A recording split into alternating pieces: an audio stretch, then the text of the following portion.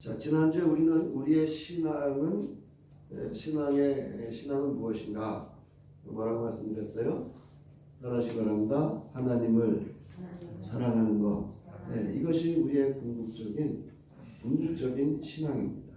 이번에 우리 장로님들 과정 자격 그 과정에서 제가 과정 교실 중에 그런 이야기를 했어요.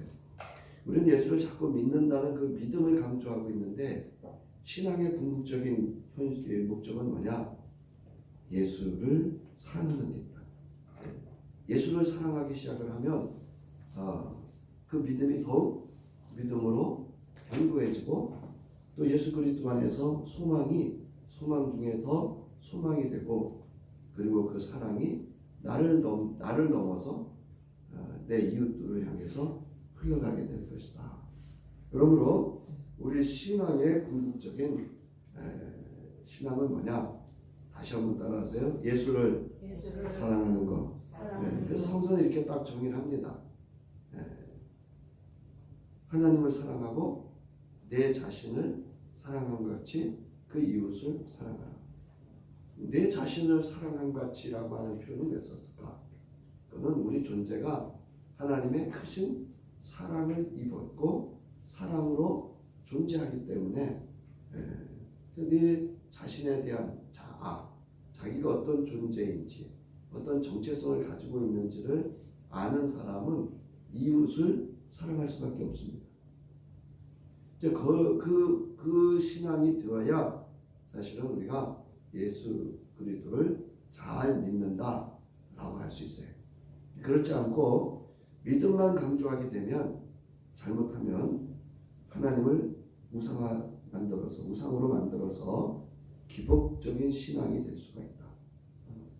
그래서 복음서를 보면 예수님께서 초기에는 믿어라 이래요. 왜 믿으라고 하느냐 하면 유대인들이 예수가 그리스도라고 하는 것을 믿지 않습니다. 그러나 예수께서 고치는 사역이라든가 또는 지체장애인들이라든가 피부병 환자라든가 이런 모든 일들을 고치시고 부정한 자를 정결케 하는 이 모든 일들은 그리스도만이 하실 수 있는 일이었어요. 유대인들은 알았습니다. 그런데 인정하지 않았어요. 그래서 믿어라 이렇게 말씀하셨던 거예요. 그러니까 처음에 저희도 예수 믿을 때는 그런 일들을 그냥 어떤 신이 나한테 능력을 통해서 고쳐주겠지. 그러나 중요한 것은 그분이 구약에 예언되어진 메시아, 즉 그리스도라고 하는 사실을 믿기 시작하면 놀라운 역사들이 다시금 일어나게 됩니다. 그래서 그 이후에 예수께서 이렇게 말씀하시죠. 처음에는 나를 믿어라 이러신 다음에 제자들을 통해서 제자들에게 이렇게 말씀하십니다. 따라하세요. 나를 따르라. 나를 따르는 신앙이 돼야 돼요. 예수를 따르는 신앙이 돼야 돼요.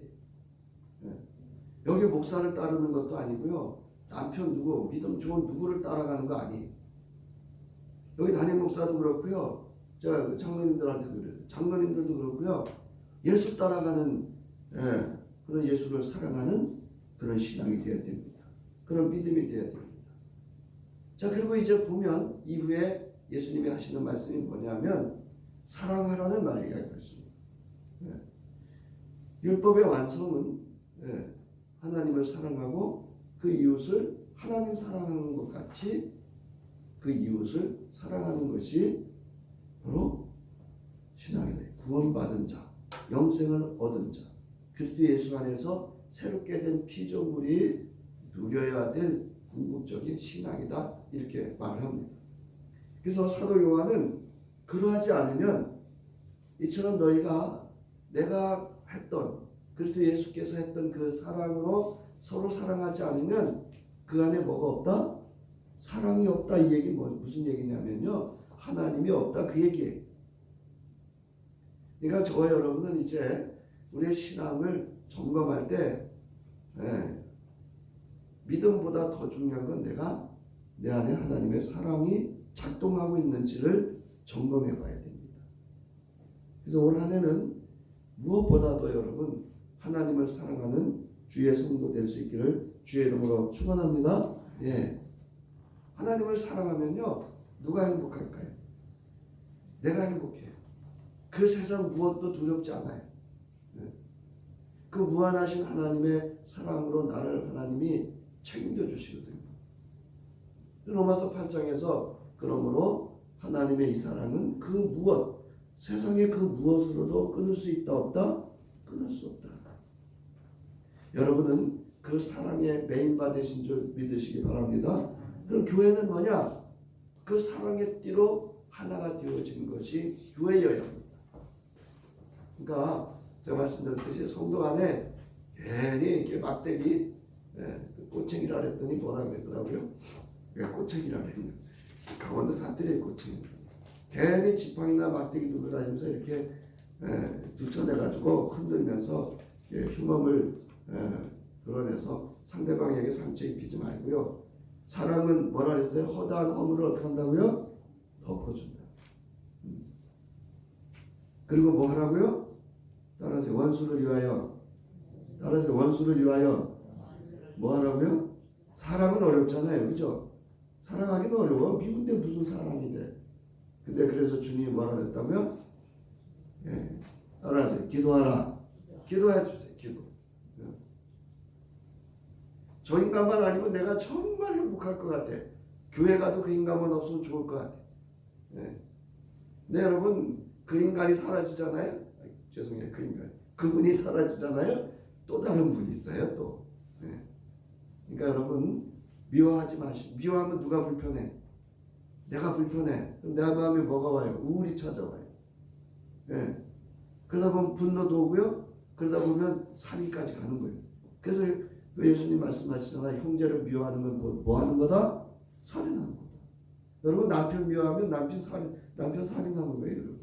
아내를 미워하면 그가 아내를 살인하는 거예요. 그러니까 여러분, 이제 저와 여러분은 허물은 덮고 그 원수를 위하여 기도하면서 뭐 할 수 있게 해달라고 해야 돼요? 사랑할 수 있게 해달라고 기도해야 됩니다. 자, 그러면 이제 우리가 계속 이어서 구약과 신약에서 복에 대해서 우리가 살펴보고 있는데요. 신약 성서에서 복은 이제 우리가 말하는 이 마태복음 5장에 처음 나옵니다. 그래서 이 복의 개념은 헬라적인 개념이 아니라 히브리적인 개념을 가지고 있습니다. 그래서 이 히브리적인 개념으로 이 복은 시편 1편에 있는 아쉐르라고 하는 그 단어와 동일한 의미를 가진 헬라어로의 마카리오스라고 하는 단어를 쓴다라고 말씀을 드렸어요. 그래서 이 단어는 의미는 무엇인가 하면 하나님으로 인해서 하나님의 무한하신 사랑과 하나님의 그 사랑으로 주셨던 율법과 그 삶을 살아감으로 누리는 지복, 하늘이 내려주는 복을 마음껏 누릴 수 있는 행복을 말한다라고 말씀을 드렸어요. 제가 이제 말씀을 준비하다 보니까 오늘 이제 마태복음 5장 6절 같은 경우는요, 우리 본문에만 있어요. 다른 본문에 없습니다. 근데 그러한 그 히브리적 관점에서 쓰여졌다라고 하는 것을 우리가 알 수가 있습니다. 그래서 궁극적으로 우리가 이제 이렇게 연결을 해보면 우리가 궁극적으로 최선의 행복을 누릴 수 있는 건 바로 앞서 말씀드렸던 하나님을 사랑하고 그 이웃을 사랑함에 있습니다. 그게 복입니다.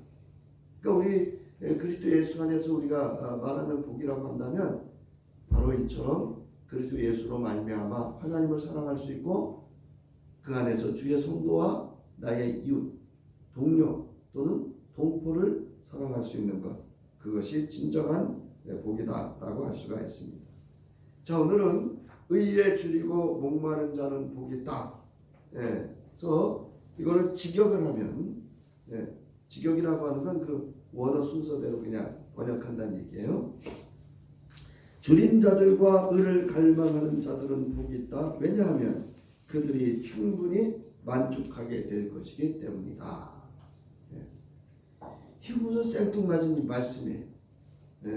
뭐 배경도 없고 하여튼 어찌 보면 참 생뚱적인, 우리한테는 생뚱맞은 이야기일 수 있습니다. 그런데 이 의라는 단어를 우리가 좀 살펴보겠습니다.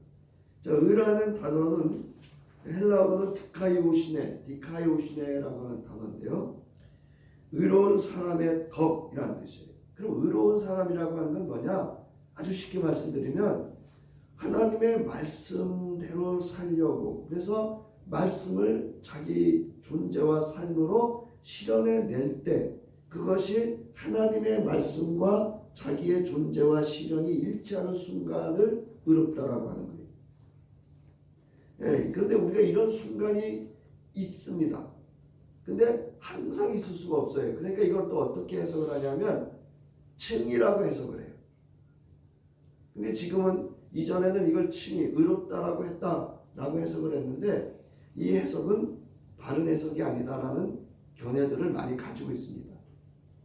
그래서 이 하나님의 말씀을 나의 존재와 삶으로 실현해내서 그 말씀이 말씀으로 이루어지는 순간을 의롭다라고 하는 거예요. 근데 이제 이러한 삶을 우리가 매 순간 살아갈 수 있을까요? 없을까요? 없어요. 그러니까 이제 하나님이 하셨던 복이 뭐냐, 우리에게 주신 복이 뭐냐면 긍휼하심의 복입니다. 그래서 6절과 7절은 같은 연결해서 같은 의미를 가지고 있다라고도 할 수가 있습니다. 자, 그래서 이 디카이오시네라고 하는 것은 바로 헬라의 채테크라고 하는 올바른 또는 공정함이라는 의미를 가지고 있습니다. 따라서 하나님 앞에서 인간이 취해야 할 올바른 태도, 어떠한 유혹에도 굴하지 않고 하나님의 뜻에 순복하는 자세를 말합니다. 자, 저와 여러분이 교회 안에 있으면 말씀대로 살죠. 저도 강대상에 있을 때는요, 은혜로운 사람입니다. 내려가면 또 사회 속에 가면 그러하지 않을 때가 참 많습니다. 그러나 이 의라고 하는 것은 어떠한 상황과 어떠한 사회적인 조건과 여건 속에서도 의를 이루어가는 거예요. 하나님의 공의를 실현해가는 걸 의미합니다. 이게 어렵죠.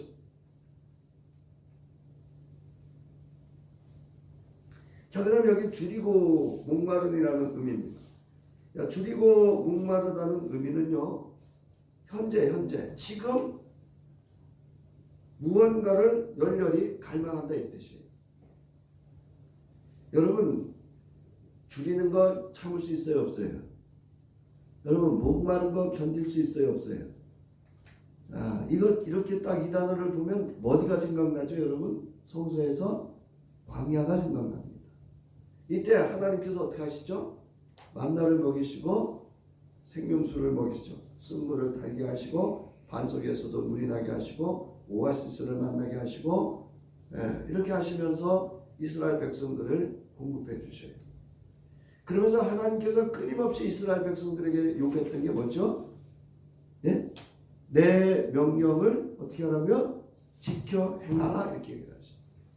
그래서 너희가 내 명령을 지켜 행하면 여호와 라파, 너희 병도 안 생길 거야. 병이 생겨도 내가 고쳐줄 거야. 이렇게 말씀하셨다. 그러니까 우리의 신앙은 뭐냐? 하나님의 말씀에 깨어있는 게 신앙이에요. 그게 하나님 사랑입니다. 하나님 말씀, 일주일 내내 하나님 말씀하고 관계가 없어. 그건요, 의에 줄이고 목마른 사람 아니에요. 자, 이처럼 하나님 앞에 의에 줄이고 목마른 자는 하나님의 말씀으로 올바른 삶의 방식으로 살고자 하는 욕구가 강한 자들이, 바라옵기는요, 저와 여러분이 하나님의 말씀으로 남은 생에는 정말 하나님 말씀대로 살아봐야지 그런 믿음과 삶이 되기를 주의 이름으로 축원합니다. 제가 계속 장로님들한테 강조했던 것도 그거예요, 여러분. 장로라고 하는 직분이 여러분, 말씀과 기도하는 일이었고, 하나님을 사랑하고 그 사랑함으로 성도들이나 교회나 이웃을 사랑하지 않으면 그 장로요, 미래가 뻔합니다. 정치꾼 장로 돼요, 정치꾼 장로. 여러분 보세요. 이 시대가 여러분 지도자 한 사람의 영향이 얼마나 큰지 보세요. 미국 대통령이 하나 바뀌니까 어때요, 여러분? 네? 전 세계가 지금 움찔움찔하잖아요. 쓰나미 밀려오듯이 막 밀려오잖아요. 그러므로 의에 줄이고 목마른 사람이란 하나님의 뜻에 철저히 순종하고자 하며 의로운 삶을 살고자 애쓰는 사람이에요. 애써야 돼, 애써야 돼요. 에이, 아니면 말고. 보는 사람 없는데, 뭐, 듣는 사람 없는데, 우리끼리 있는데. 아니요. 은밀한 중에 들으시고, 은밀한 중에 보고 계시는 하나님이 함께 있음을 믿으시기 바랍니다. 그래서 여러분, 이스라엘 백성들한테 말씀하잖아요. 그럼 내 귀에 들린 대로 해줄까? 이렇게 얘기하시잖아요. 우리 옛말에도 있잖아요. 남말은 뭐가 듣고? 예? 반말은? 여러분 하나님이 들으시는 줄 믿으시기 바랍니다. 네. 여러분 부부싸움이든지 이렇게 갈등하고 이렇게 분열하는 데는 이유가 있어요. 시비를 가리거든요. 옳고 그름을 가리려고 하는 데 있거든요. 네가 잘못했고 나는 옳고 뭐 이런 데 있어요. 근데 하나님이 하시라 그랬어요? 하지 말라 그랬어요? 오직 옳고 그름을 가릴 수 있는 분은 누구라 그랬어요? 하나님 한 분이시는 줄 믿으시기 바랍니다. 왜 그걸 알면서 우리는 자꾸 옳고 그름을 가리려고 하냐는 거죠. 그건 오직 하나님의 주권 속에 있습니다. 그래서 선악을 알게 하는 나무의 열매를 따먹는 순간 그 모든 게 파괴되잖아요. 갈등의 시작이 됩니다. 자, 하나님의 뜻이 하늘에서 이루어진 것처럼 땅에서도 이루어져 사회 정의가 완전히 이루어지기를 간구하는 자라야 할 수 있습니다. 요즘 이제 이슈가 하나 됐죠. 어느 목사님께서 어느 법원에 가서 모여라. 그래서 이게 과연 뭐 이렇게 논한 뭐 이렇게 얘기를 하더라고요. 네. 그냥 가서 시위만 하고 오시지, 뭐 시위만 하시지들 왜 또 거기를 법원을 넘어들어서 폭력을 행사하고. 여러분 우리가 사회 정의를 실현하는 일은 어려운 데 있지 않습니다. 나 하나 하나님의 말씀대로 사는 데 있는 줄 믿으시기 바랍니다. 여러분 그 한 사람이 있잖아요. 어느 직장도 여러분 불의를 행하는데 편치 않습니다. 여기 애쓰다는 단어 제가 찾아놨잖아요. 애쓰다. 사람이 무엇에 마음과 힘을 다하여 무엇을 이루려고 힘써야 된다. 우리 신앙은 뭐냐? 하나님을 사랑하는 사람은 뭐냐? 하나님의 말씀을 내 삶의 방식과 태도로 이루려고 하는 데 있다라고 하는 것입니다. 이렇게 하나님의 의를 갈망하는 사람은 자신의 의를 드러내거나 우쭐해하며 자랑하지 아니하고 자신의 죄를 인정하는 겸손한 사람이 됩니다. 그래서 누가복음 18장 9절부터 14절에 보면 바리새인과 바리새 사람과 세리의 기도가 나옵니다. 바리새 사람은요 하나님 앞에서 그 줄줄이 자기 자랑을 드러내요. 우쭐하죠. 뽐내죠. 사실은 이게 하나님만 들으라고 하는 얘기 아니에요. 거기 지금 성전 밖에 있는 세리들한테도 다른 사람도 드러나는 거예요. 나 이렇게 잘 믿는 사람이거든.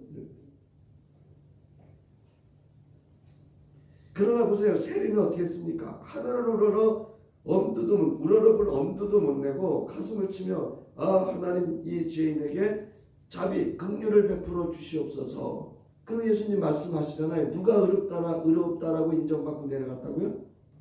네? 누구의 기도를 하나님이 들으시고 누구를 의롭다라고 인정했다고요? 세리입니다.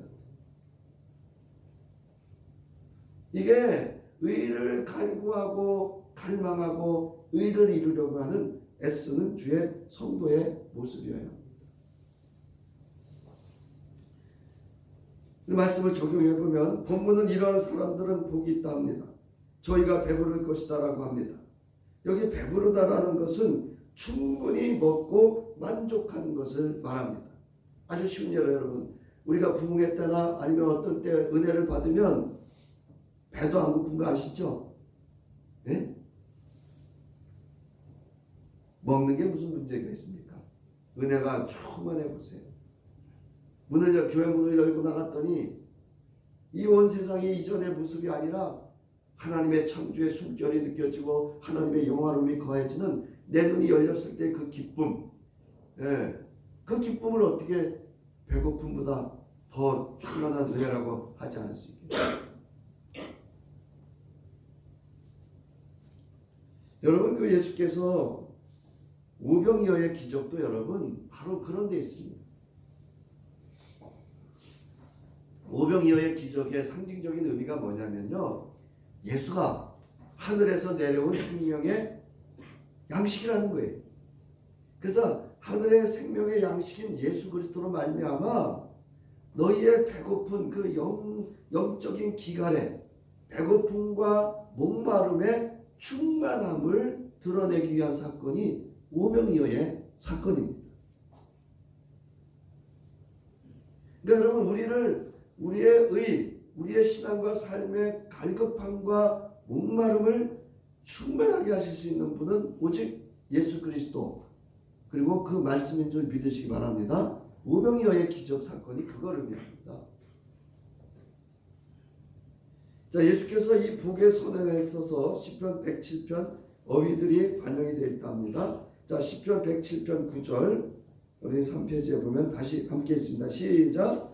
주님께서는 목마른 사람에게 물을 실컷 마시게 하시고 배고픈 사람에게 좋은 음식을 마음껏 먹게 해주겠다. 그래서 시편 23편에 시편 기자가 이렇게 말하잖아요. 여호와는 나의 목자시니 내게 뭐가 없다? 부족함이 없다. 이거는 하나님이 물질적으로 뭐 이렇게 살아가는 삶의 필요 조건을 채워준다는 뜻이 아니에요. 여호와께서 나의 선한 목자시니까 내게 필요한 모든 물과 양꼴을 어떻게 하신다는 거예요? 공급해 주시는 그분 한 분으로 나는 족하다, 그 뜻이에요. 예수께서 이 땅에 오신 목적도 바로 거기에 있습니다. 나는 양의 문이다. 그래서 나의 문으로 드나들면 뭐를 얻고? 구원을 얻고, 또 구원의 꼴을 얻어서 그 생명이 어떻게 된다고요? 풍성하게 된다고요. 네. 사랑하는 성도 여러분, 여러분들이 교회 나오시면 바로 예수 그리스도와 그 말씀으로 여러분의 그 의에, 믿음과 또는 여러분의 신앙과 삶의 갈급함과 목마름을 충분히 채울 수 있는 저 여러분 될 수 있기를 주의 이름으로 축원합니다. 여러분, 교회 나오시면 다른 거 없어요. 네.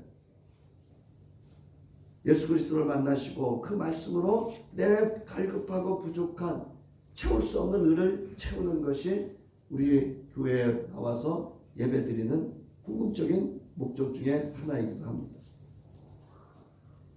마태복음 5장 6장 24절부터 이렇게 33절에 보면 우리가 잘 아는 내용이에요. 자, 24절 보세요. 아무도 두 주인을 섬기지 못한다. 한쪽을 미워하고 다른 쪽을 사랑하거나 한쪽을 중히 여기고 다른 쪽을 없이 여길 것이다. 너희는 하나님과 재물을 아울러 섬길 수 없다. 그러면서 이제 하시던 말씀이 있어요. 이방인들은 입을 거, 먹을 거, 마실 것을 위해서 구하고 쫓아다니며 살지만 예수 그리스도를 만난 주의 백성은 어떻게 해야 된다고요? 먼저 뭐예요? 그의 나라와 그의 의를 구하라. 그리하면 이 모든 것을 너희에게 뭐 한다고요? 더하여 주신다. 바로 그에게 의를 구하면 하나님께서 오늘 본문에도 6절에 왜 그들이 배부를 것이다 이렇게 말씀하십니다. 그러니까 오병이어의 기적도 그렇고요. 오늘 마태복음 6장의 말씀도 바로 이런 영의 양식으로 충만하게 되어지는 것을 의미하고 있습니다. 올 한 해 이 복을 예수 그리스도 안에서 그 말씀 안에서 누릴 수 있기를 주의 이름으로 축원합니다. 네, 말씀을 가까이 하셔야 돼요. 예수 그리스도를 가까이 하셔야 돼요. 그게 또 사랑이잖아요. 그럴 때 의를 이뤄요. 여러분, 의를 내가 내 스스로 이루는 거 아니에요. 자, 이제 그럼 마태복음 거기 밑에는 생략하고 있죠. 마태복음 7장 5장 7절을 보겠습니다. 5장 7절 5페이지. 자, 긍휼히 여기는 자는 복이 있다 이렇게 얘기해요. 그들이 긍휼히 여김을 받을 것입니다. 왜 복이 있냐면 긍휼히 여기는 자는 왜 복이 있냐면, 왜 행복하냐면 하나님이 그들을 긍휼히 여긴다는 거예요. 그들에게 하나님이 자비를 베풀어 주신다는 거예요. 이 말씀의 뜻이에요. 그럼 우리가 알아야 될 건 이제 긍휼이 뭐냐는 거죠. 긍휼이. 그거를 알아보면 됩니다. 자, 그래서 공동번역 개정판에서는 이 본문을 이렇게 번역을 합니다. 자비를 베푸는 사람은 행복하다. 그들은 자비를 입을 것이다. 또 직역을 하면 자비로운 자들은 복이 있다. 왜냐하면 그들이 불쌍히 여김을 받을 것이기 때문이다. 이렇게 말씀을 합니다. 그래서 앞에 네 가지 복은 사람의 마음, 즉 태도를 말한다면 이 다섯 번째부터는 행동을 말하고 있다라고 할 수 있어요.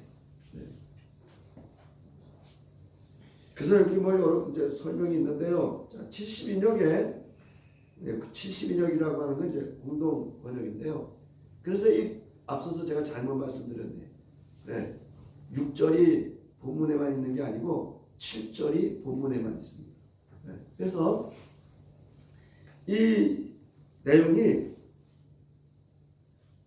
우리가 말하는 외경이라는 게 있어요. 그리고 고대 유대교 문헌에서 이 이제 문장이 발견이 된다고 합니다. 네.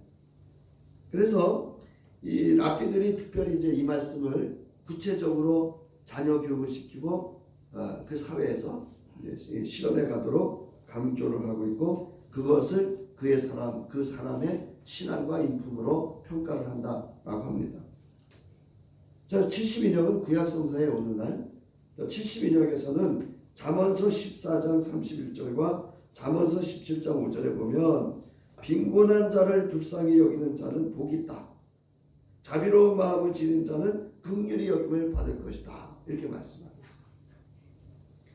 여러분 이제 지금은 이제 그런 시대가 아니고 그런 사회가 아니지만 가끔 보면 개중에 장애인들을 보거나 가난한 사람을 보거나 부족한 분들을 보면 힐끈힐끈 쳐다보면서 삐죽삐죽하는 분들이 있어요. 그거 하지 마세요. 특히 우리 예수 믿는 사람들은요, 그거 하시면 안 돼요. 예수님이 그런 분들 어떻게 하셨죠? 네? 만나주셨죠? 만져주셨죠? 고쳐주셨죠? 깨끗게 하셨죠? 아멘? 그분들의 생명만 보세요. 생명만. 자, 유대교 랍비들은 공공한 사람들에게 자비를 베푸는 일을 큰 미덕으로 여겼으며 마태복음에서도 그러한 미덕이 여러 번 언급되고 있어요. 예수님이 강조하시는 거예요. 마태복음 9장 13절에 보면 이 바리새인들에게 하는 얘기인데요. 너희는 가서 내가 긍휼을 원하고 제사를 원하지 아니하노라. 여러분, 제사가 중요합니까? 안 중요합니까? 네? 바리새파 사람들 중에 제사가 제일 중요하죠. 근데 예수님이 그렇게 제사 지내는 것보다 가서 하나님의 말씀대로 긍휼을 베푸는 게 그게 더 유익하다. 그게 제사다. 이렇게 말하고 있는 거예요. 그거를 이제 히브리서에서나 바울은 그거를 살아있는 제사다. 이렇게 얘기해요. 삶의 현장에서 드리는 말씀을 실현할 때 그것이 예배하는 처소이다. 이렇게 바울은 또 해석을 하고 이야기를 하고 있습니다. 자, 따라서 이제 이 미드라시라는 게 있어요. 저도 이거 지금 사야 되는데 못 사고 있는데요. 이 구약성서나 또 이 복음서들을 해석할 때는 이 미드라시의 도움을 받으면 매우 유익합니다. 그래서 33만 원이라서 못 사고 있는데 한 질이 33만 원이 사실 돈이 없어 못 사는 게 아니고 절실하지 않아서 안 사고 있어요. 자, 성경시대의 히브리인들은 생각하기를 사람이 하나님의 공의와 더불어서 한없으신 긍휼에 의하여 다스려지고 있으므로 사람에게 요구되는 것 역시 그의 동료에 대한 긍휼이다. 그러니까 하나님은 공의와 함께 긍휼을 같이 가지고 있다는 거예요. 이게 하나님의 속성, 성품이라는 거예요. 그러니까 하나님은 공의도 이루시지만 긍휼도 행하신다는 거예요. 그래서 히브리인들은 앞서 말씀드렸듯이 어릴 때부터 이거를 가르친다는 거예요. 훈련시킨다는 거예요. 그래서 우리나라는 여러분 시험 볼 때 컨닝하면 돼요, 안 돼요? 네? 옆 사람한테 물어보면 돼요, 안 돼요? 안 되잖아요. 근데 유대인들은요, 시험보다 물으면 옆에 친구한테 물어봐요. 나 이거 모르겠는데 답이 뭐니? 그럼 친구가 또 지 시험 보다 말고 와서 좀 풀어줘요. 이거 이렇게 해서 이렇게 하세요. 이렇게 해서. 그러니까 그들은 시험 몇 점 맞느냐가 더 중요한 게 아니고요. 그 동료 간의 긍휼을 베풀고 같이 합력하는 걸 더 중요시 여긴다는 거예요. 사실 이게 성서적인 사상이죠. 자, 그래서 누구든지 자신의 친구에게 긍휼을 보여주지 않는 사람은 하나님으로부터 아무것도 기대할 수 없다. 이렇게 가르치는 거예요. 긍휼이라는 단어가 뭐냐? 거기 나와 있어요. 헬라어로는요, 엘레몬이라는 단어를 써요. 그래서 동정심이 있는, 자비로운, 그래서 이건 행위를 말해요. 그러니까 마음에 있는 것이 밖으로 드러나는 것을 의미한다고 할 수 있으면, 이 히브리어는 라함이에요. 라함이라고 하는 것 역시 동일한 의미를 가지고 있는데요. 이 어원이 있어요. 어디서부터 이 말이 나왔냐면, 이 그 단어의 뜻은 뭐냐면 어머니의 자궁을 의미해요. 그래서 어머니가 자궁에 아기를 잉태했을 때 이 아이를 향한 그 마음을 긍휼이라고 해요. 남자분들은 뭐 자궁에 그거 안 해보셔서 지금 잘 모르시겠지만 여자분들은 아마 닿는 게 있을 거예요. 그죠? 내 자궁, 아이 집에 생명이 잉태해서 아기를 가졌을 때 그 어머니가 갖는 그 마음을 라함, 긍휼이다 이렇게 말하고 있어요. 자, 이 마음은 어떤 마음이죠? 내 생명으로 품어내야 되죠. 네? 여러분, 내 자궁이라고 하는 아기 집에 아기가 생기는 순간 어미는 생명이 같잖아요. 그리고 생명을 걸어야 되는 그런 고통을 수반하는 마음이 있어야 돼요. 바로 그러한 마음을 이야기하는데, 바로 이거는 애틋하면서도 각별한 사랑을 말하는 것으로서 이 긍휼은 따라서 용서란. 제가 이제 이런저런 이제 형사 관련된 프로그램을 좋아하다 보니까 제가 이제 그런 프로를 좀 봐요. 어떤 이야기는 업둥이를 길러서 이 업둥이가 지 도망빛 갖겠다고 자기 엄마를 죽였어요. 그 엄마를 죽여놓고 아버지를 죽일 계획을 하는 거예요. 일주일 만에 엄마 죽여가지고 뺏은 돈 5억인가 몇 억을 다 날렸어요. 일주일 만에. 그리고 이제 아버지 거 빼앗아서 죽이려고. 그런데 주변에서 그 업둥이를 기르느냐고 두 애가 얼마나 애틋하게 길렀는지 모른다. 그리고 여러분, 이런 경우 있어요. 자식들이 어미를 패, 아버지를 때렸어. 그러면 여러분 합의를 해야 돼요. 그런데 여러분, 그 자식이 나오면 또 맞아. 또 그 폭력을 쓰고 칼로 위협하고 그럴 거 뻔히 알지만 부모는 어떻게 해요? 합의를 해줍니까? 안 해줍니까? 네? 합의해 주잖아요. 또 맞아. 그거예요. 이게 바로 라함이라고 하는 그 히브리어의 긍휼을 말하는데, 그 근원적인 용서를 가지고 있는 애틋하고 간절한 사랑으로부터 나오는 그러한 것을 긍휼이다 이렇게 말하고 있어요. 자, 그래서 이 긍휼을 이제 두 가지를 함께 이제 이 해석을 할 수 있는 것은 마태복음 18장 21절로부터 35절에 있는 이 예수님이 이거를 비유로 잘 설명을 하고 있습니다. 그래서 여러분 잘 알다시피 이제 베드로가 예수님한테 우쭐대면서 물어요. 주님, 내 형제가 나에게 자꾸 죄를 지으면 내가 몇 번이나 용서해 주어야 합니까? 7번까지 해야 됩니까? 이렇게 물어요. 뭐라고 말씀하셨죠? 7번만이 아니라 70번을 7번이라도 해야 된다는 얘기는 무슨 얘기예요? 용서를 구할 때마다 뭐 하라는 얘기예요? 용서하라는 거예요. 근데 저 여러분 용서합니까? 안 합니까? 안 하잖아요. 내가 용서했는지 안 했는지는요, 딱 부부간에 갈등이 있을 때, 제가 하도 우리 어머님이 옛날 얘기를 하시길래 보실 텐데, 아버지 보고 좀 사과하시라 그랬어요. 그때 아버지가 그러시면 나 미안하다고 그랬어. 근데 우리 어머니는 만족하지 않으신 거예요. 여러분 미안하다고 했으면 그걸로 끝나야 돼. 왜 과거 얘기를 다 꺼내? 그거 용서하지 않는 거. 여러분 예수님께서 예수 그리스도를 믿는 순간 우리의 죄악을 물으신다 그랬어요? 묻지 않는다 그랬어요? 예? 기억도 안 하신다 그랬어요? 근데 우리는 다 기억하고 있다. 다 꺼내놔. 과거에. 제가 이제 상담 프로를 하면서 우리 아이들은 기억을 못 하더라고요. 그렇지만 제가 우리 아이들한테 상처가 됐을 것 같은 그런 일들을 제가 다 기록을 하고 사과를 했어요. 아이들한테. 너희 어렸을 때 내가 아버지가 이런 일들이 있었어. 미안해. 여러분 용서를 구하는 것도 용기고요. 용서를 하는 것도 용기예요. 그거 뭐 없으면 못해요? 따라서요. 사랑 없으면. 여러분 사랑 없으면 못해요. 용서를 구하는 거나 용서를 하는 거 사랑 없으면 못해요. 자 그러면서 이제 얘기를 하잖아요. 10,000달란트 빚진 종 하나가 주인한테 빚을 다 탕감받았어. 그런데 나오다 보니까 동료 하나를 만났는데 이게 100데나리온을 안 갚았네. 그래서 그걸 잡아가지고 목을 조이고 돈 100데나리온 내놓으라는 거예요. 이게 무슨 이야기냐면 하나님의 크신 너희가 용서를 받았잖아요. 여러분 하나님의 크신 용서 받으셨죠?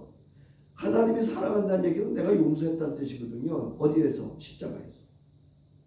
근데 우리는 어떻게 해요?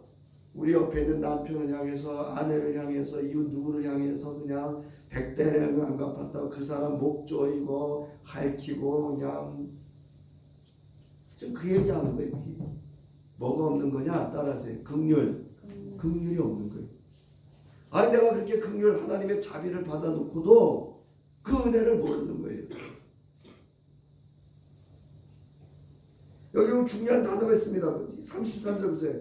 내가 너를 불쌍히 여긴 것처럼 너도 내 동료를 불쌍히 여겼어야 할 것이 아니냐.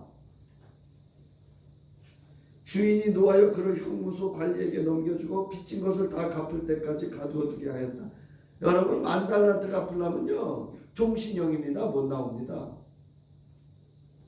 너희가 각각 진심으로 자기 형제 자매를 용서해 주지 않으면 나의 하늘 아버지께서도 너희에게 그와 같이 하실 것이다. 여러분 이 말씀이 두렵지 않으세요? 자 마태복음 6장 보세요. 마태복음 6장 14절부터 15절 우리 함께 읽겠습니다. 시작. 너희가 남의 잘못을 용서해 주면 너희 하늘 아버지께서도 너희를 용서해 주실 것이다. 그러나 너희가 남을 용서해 주지 않으면 너희 아버지께서도 너희의 잘못을 용서해 주지 않으시다. 이 말씀을 왜 그냥 읽으십니까?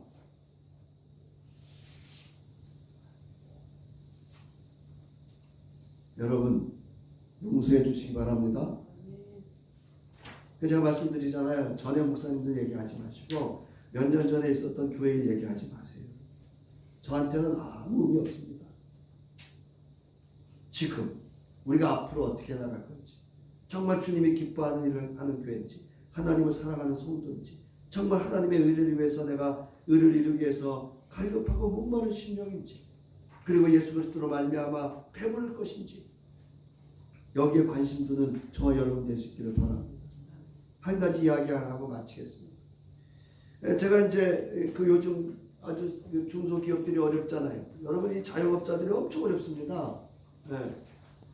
그래서 이런 프로가 하나 있더라고요. SBS 플러스 TV라는 데서 사장은 아무나 하나라는 프로가 있더라고요.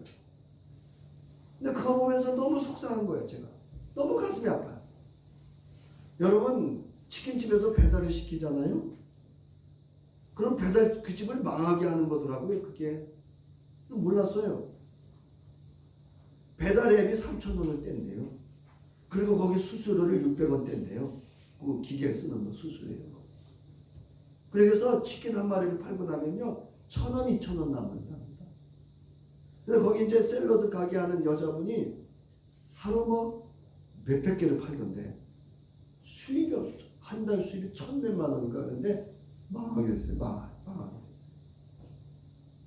근데 그 이제 가운데 그거를 하기 전에 이제 거기 유정수라고 하는 전문가가 나와서 이제 그거를 다 분석을 해가지고 어떻게 할 거냐 이렇게 이제 전문가가 분석을 해주고 하는 프로더라고요. 그런데 이제 그거 앞서서 이제 좋은 이야기 하나를 이제 그 자영업자 이야기를 하는데 옷가게. 근데 아마 브랜드 옷가게 같아. 신발도 같이 있는 거 보니까. 근데 젊은 사장이야. 근데 비가 오는 날이에요. 비가 오는 날 아주 머리도 지저분하고 옷도 시커먼 걸 입고 맨발로 거기 노숙자 하나가 들어오는 거예요.